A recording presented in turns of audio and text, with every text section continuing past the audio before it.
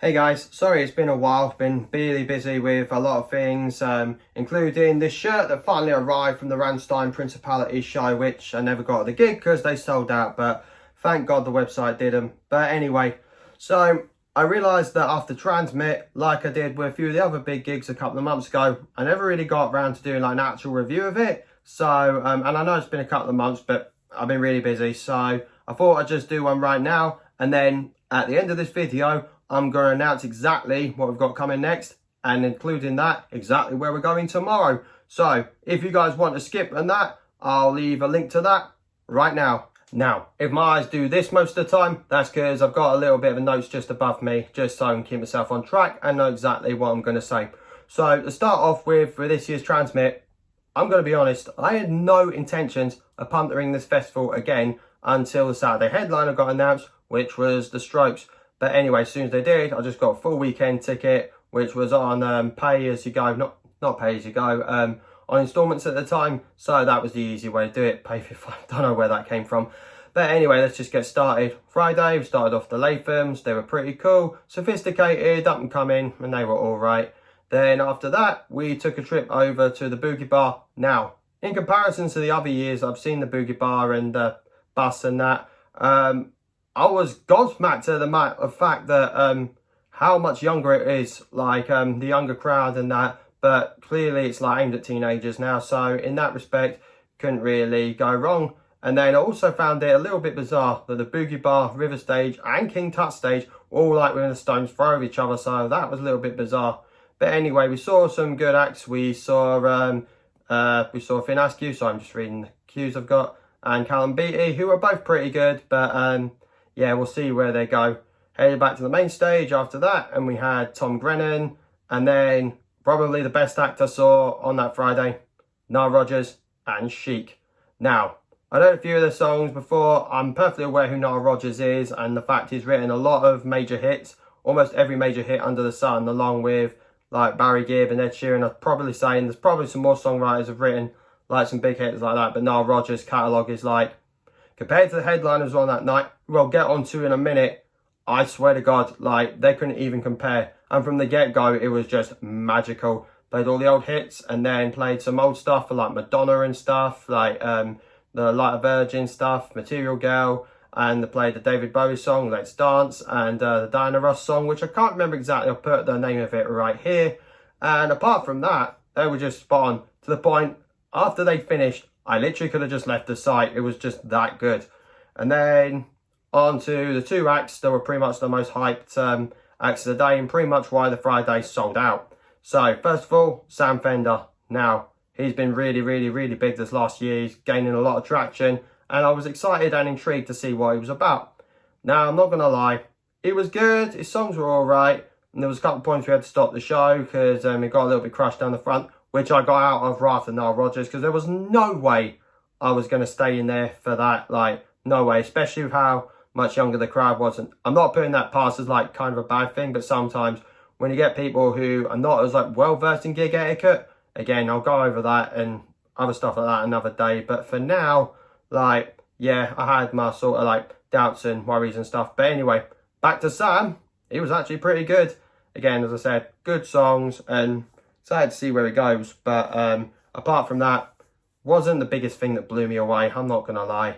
And then we had I went over back to the King Tut stage for an act or a band that I'd been really interested in seeing the last like few weeks and stuff, which was Baby Doobie. Now, she had a few good songs, very pop punk orientated, which is again right up my street. And yeah, but it's funny because the song I heard by them just recently, Talk, which I didn't think they were going to play, they played it as I left the stage. I was like, oh God. So sorry if I didn't get any footage of that. My bad, my bad. Then on to the headliner, Paolo Nutini. Now, I'm not going to lie, I saw him a few years ago at the last Tea in the Park. I thought it was all right, but it wasn't exactly my cup of tea at the time. This time around, much different. Basically, I knew a lot more of his hits. I got into him a lot more, and basically it was just a better time of seeing for me, basically. So yeah, he came on, and just off the back of releasing his new album, basically played a few songs from that. However, I'm not going to lie, his set for a festival crowd, he's a great musician, don't get me wrong, loads of great hits, don't get me wrong on that either, but my God, his set was far too Pink Floyd for a festival crowd. Like, it was literally like too sort of like, not tiredness, but it was like kind of too chill, like you needed to be on something, like to be able to like kind of take it in that respect.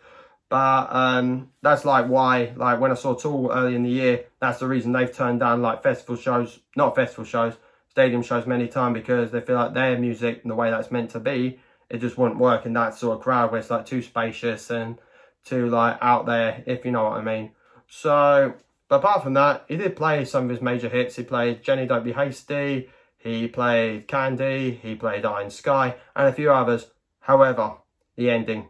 Now, I'm sure a lot of people who went to Trnsmt and that Friday specifically will agree on me on this, but basically, we were all expecting Last Request to be played right at the end, right ahead of his song Shine a Light, which he played from his new album. However, at the end of Shine a Light, pretty much went off stage, and then we were all treated to Shawn Michaels' theme song, who's an old wrestler. Shawn Michaels' theme song, I'm just a sexy boy, sexy boy. And I swear to God, me and my brother looked at each other and we just laughed. I mean, it was just the most bizarre way to end the set, and it felt so anticlimactic that, yeah, I don't think I'll need to see him again anytime soon. And it's bizarre because he sold out 5 nights at the Hydro.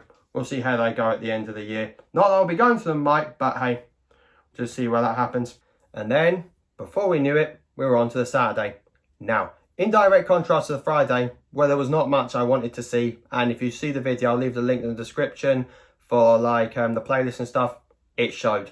Basically, the Saturday, much better, and there were so many things I wanted to see. Starting off with Dylan, who opened the main stage. She's a girl, by the way, not a guy, if nobody knows what I'm talking about. And yeah, she has a few good songs. And to make up for Guns N' Roses pulling out of their Glasgow Green show, which was meant to be earlier that week, she played Paradise City to make up for it, which was very good. That was really good. And then we went on to see the River Stage. Yeah, it was the River Stage. To see a new artist who I've been quite intrigued by the last few weeks, Bems. Now, I'm not going to lie. Like, hip-hop's not exactly my favourite sort of thing, and grime, like, not my favourite genre, but at the same time, like, always been a bit intrigued by it. So, yeah, when I went to see Bems, absolutely unreal. Great energy, got straight down the front, and it just felt, like, nicer, you know, when you see, like, up-and-coming artists. And that's what I encourage anybody who goes to festivals to do. Like, go to see, like, some of the smaller stages, go see some up-and-coming artists, because you never know, in a few years' time, they could be the biggest thing ever. And Bems is definitely building up a lot of traction so far. So we're going to see where it goes. Then we went straight on to the second stage, King Tut stage. We saw Retro Video Club. Back at the main stage, see Griff, who were both pretty good. And then another wee trip to the Boogie Bar. And again, same as a Friday, very young crowd, and everyone was going crazy. Like early in the day as well. And when it was sunny as well, also that's a good way to make up a lot of energy. Sorry, lose a lot of energy, whatever you want to call it. So after that, right back to the main stage for one of the most hyped artists of the day, and probably has been for the last like 10-15 years. Example. Now, don't get wrong, just like with any sort of like dance or hype acts, like The Prodigy, like who else, the Chemical Brothers, Chasing Status, anything like that, definitely was one to see. Like, definitely, for example, everyone was going crazy. But I will say this though, because it was a young crowd, again, it just felt like, I kind of felt like kind of responsible in a way, like kind of had to act a bit responsible, as you do when you get slightly older. But hey, I'm all for gigs, I'm all about having fun. And then after that, straight back to the second stage for another pop punk act, Kenny Hoopla. Now, wasn't a big fan of him until I went to see him, but now having listened to his EP, this recent EP, a lot of the time just now, listened to it quite a lot. Definitely more into him and excited to see where he goes as well. Then after that, we went straight back over to the main stage for an act who were meant to be on the King Tut stage, but got upgraded because years and years pulled out. Wet Leg. Now, they're also building up a lot of traction as well, and I was really impressed like with some of their songs as well. Like, nice chill vibe, but had like a really like some like deep meanings and like really like meaningful like subjects in that respect. Sorry, I should have put them the other way around, but hey. So yeah, they were good. And then we had Fontaine's DC, punk, aesthetic, but at the same time, like very good technical skills. Didn't really talk to the audience really, which kind of baffled me a little bit, but at the same time, they were good. So I'm excited to see where they go too. Then the most hyped act of the day, the Snuts. Now, I've seen them a good couple of times already, and I think they're pretty good. Although I'm not the biggest fan of them, but still, they were great. But I also love the fact that Bems came out with them like later on in the day, later on in the set, and gave a really good performance for the song Elephant. So really helped help each other out and stuff like that. Helped to elevate each other's game, which is going to be great in the long run. Then after that, second to last act on the main stage, Foals. Now, Foals, a band over the last few years, kind of been a bit hit and miss for me. I think they got some good songs. However, just like with Example, I heard the crowd was absolutely mental, and it showed. As soon as they came on, everybody was going crazy, and apart from the song My Number, which is their biggest hit, pretty much a lot of the songs, it felt like I was watching Raw Blood most of the time. I was so surprised. It was insane. But yeah, love their set though. Although I will save my energy for the headliner, The Strokes. Their first gig in Scotland, 11 years to that day, hence why I was talking about it so much in the vlog. But there was a few things that kind of made it seem like a bit of a non-event. The first of which, they came on 15 minutes late. Now, originally I thought this was because Jimmy Eat World, who were headlining the King Tut stage, they had an hour set, were meant to be finishing at 9:30. But apparently, the real reason for this was, apparently Junior Casablancas was so drunk and so out of it that he was struggling to get on stage at first. But he did, got on with the set, and I was so impressed with the fact that the first 4 songs from the set, all off the album. The first album is This It, which is one of my absolute favourites, and definitely felt like they were going to play the full thing there, and it felt really, really good. So I thought, yep, do that, you'll impress the whole crowd, you'll be good, and a couple of other big hits, so it will be fantastic.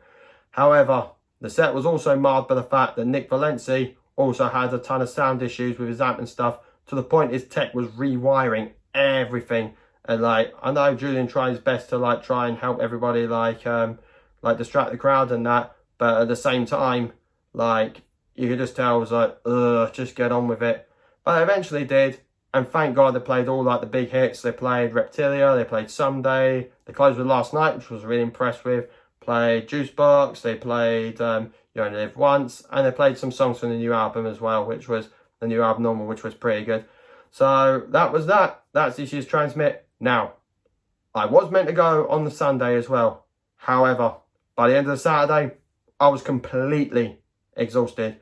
I just didn't want to go at all. There was not many people really wanted to see on the Sunday anyway. So anybody who's expecting footage from the Sunday, I apologise. I bought the weekend ticket at the time because I didn't know what day the Strokes would be playing. But it was pretty clear they'd be playing the Saturday because they were playing the Life and Festival on the Friday because the dates were the way it worked out.